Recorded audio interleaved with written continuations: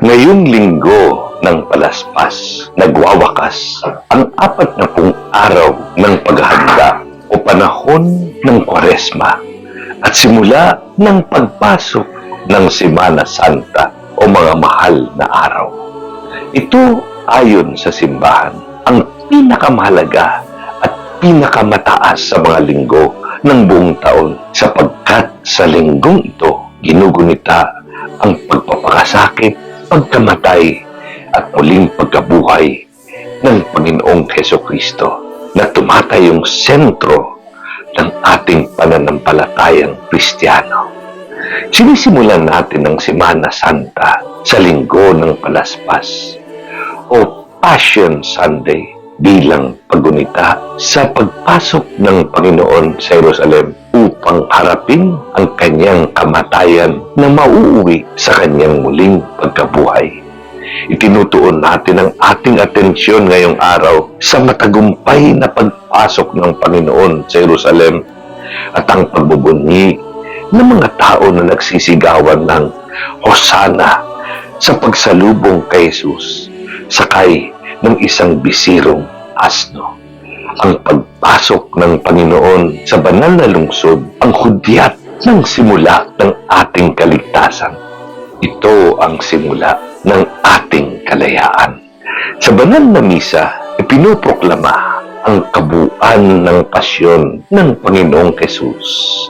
Mahaba ang pagbasa tungkol sa pagpapakasakit ni Kristo na isinasadula sa misa.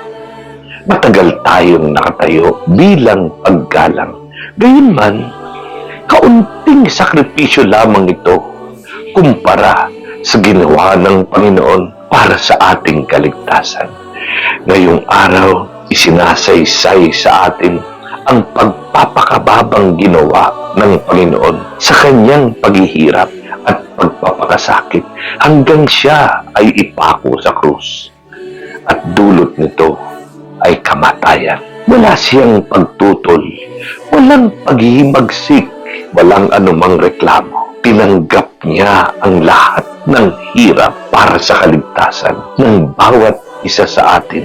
At dito niya ipinamala sa atin ang dakilang awa at pag-ibig ng Diyos sa sangkatauhan. At ito ang dahilan kung bakit binansagan ang mga araw na susunod ngayong linggo bilang mahal o precious sa Ingles. Turo ng Vatican II, Christ the Lord achieved His work of redeeming humankind and giving perfect joy to God, principally by the Paschal mystery of His passion, death, and resurrection, whereby dying, He destroyed our death, and rising, He restored our life. Ang mga susunod na araw, pagkatapos ng linggo ng palaspas, ay tinaguriang santo dahil sa mga araw na ito, pinakita ng Panginoon ang kanyang pagpapahalaga at walang pasubaling pag-ibig sa atin, higit sa lahat sa mga huling sandali ng kanyang buhay. Ngayong nasa mga mahal na araw na tayo, nawa namnamin natin ng lubusan ang mga pahayag ng Diyos upang magawa nating sundan ang mga yapak ng Panginoong Hesus. Itinuturo sa atin ng Panginoon ang daan patungo sa buhay, tunay na kaligayahan at kalayaan. Huwag nawa nating sayangin ang pagkakataong ito na madama ang dakilang pag-ibig na handog sa atin ng Diyos nung ialay ni Kristo ang kanyang buhay para sa atin. Hinubad ng Panginoon ang kanyang pagka-Diyos, nagpakababa sa pagiging tao at mistulang alipin na sumunod sa kalooban ng Ama hanggang sa kamatayan sa krus. Ganito kadakila ang pagmamahal sa atin ng Diyos sa gitna ng hindi natin pagiging karapat-dapat. Indeed, sabi ng simbahan, if we have been much loved, we should be willing to extend that love to others even before they become worthy power love.